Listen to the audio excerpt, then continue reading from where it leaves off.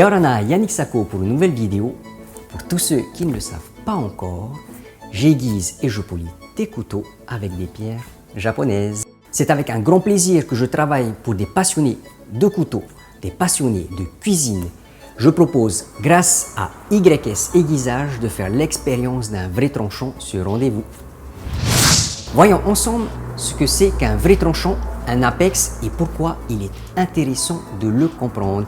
Il faut garder un esprit aiguisé après tout. Pourquoi comprendre une partie de mon couteau? Simple, je réponds ainsi. Connaître son outil, c'est savoir l'utiliser. Je développerai un peu plus à la fin de ma vidéo. C'est quoi un tranchant? C'est la partie tranchante et plus exactement l'apex, le sommet d'une géométrie où deux segments se rejoignent. Certains l'appellent le fil du tranchant. À mon avis, on peut aussi voir un caractère commun, une ressemblance avec la pointe d'un crayon de papier. Un crayon de papier taillé finement me donne une belle pointe et cela me permet d'avoir un tracé tout en finesse. L'aiguisage à la main, puis le polissage avec des pierres me permettent une super finition pour mon couteau et cela me donne en fait une coupe tout en finesse aussi. Une chose, je vois ça. Si je faisais la même chose avec mon crayon de papier, je casse la pointe et mon tracé est gras, sale. Et je peux même perdre la mine de mon crayon. C'est pour mon couteau la même chose. La lame est émoussée, elle a perdu son fil, son tranchant. Mon couteau devient un peu comme un couteau à dents sans finesse.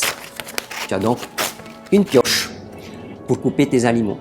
À moins que tu prépares de la bouillie, c'est ok. Lorsque l'on regarde un crayon, on voit ça.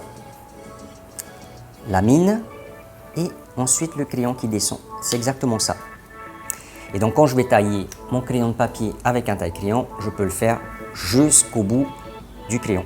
Par contre, avec un couteau, nous avons un apex microscopique et un dos qui peut atteindre 2 mm, 3 mm, 4 mm, 5 mm, voire beaucoup plus. Ça veut dire que dans sa géométrie, à la différence du crayon de papier, c'est que j'ai ça, l'apex, mais la lame, elle s'épaissit. Donc cela veut dire que si je prends mon taille-crayon, il va se limiter pratiquement à cette zone. Alors qu'avec le crayon, il peut descendre jusqu'au bas du crayon. Donc là, vous allez me dire, quand j'aiguise avec une pierre, comment ça se fait? Puisque là, on ne rentre pas le couteau dans un crayon. Mais c'est tout simple. Alors, qu'est-ce qui se passe? Alors qu'à la différence d'un crayon de papier, mon couteau, je ne le passe pas dans un taille-crayon. C'est que j'ai besoin, pour mon couteau, celui-là, d'avoir 20 degrés. Alors, si ça, cette portion-là, il y a 20 degrés. Quand je vais passer dans cette section-là, je n'atteindrai plus l'apex désiré. J'aurai un angle différent. Il faut que je réaffine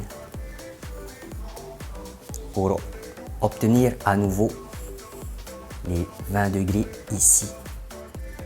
Voilà pourquoi il faut affiner. Ici, nous avons un apex microscopique et ici un dos de lame qui avoisine les 2 mm.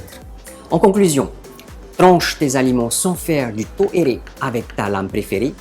Rappelle-toi du taille-crayon, si tu aiguises à 20 degrés mais que l'usure normale de ton couteau le rapproche petit à petit de l'épaisseur de ta lame, cette différence rendra ta lame moins efficace et surtout moins efficiente. Après tout, une lame devenue plus épaisse coupera toujours moins bien. Si c'est le genre de contenu qui t'intéresse, fracasse le bouton like, partage si c'est ton truc, abonne-toi et à la prochaine vidéo.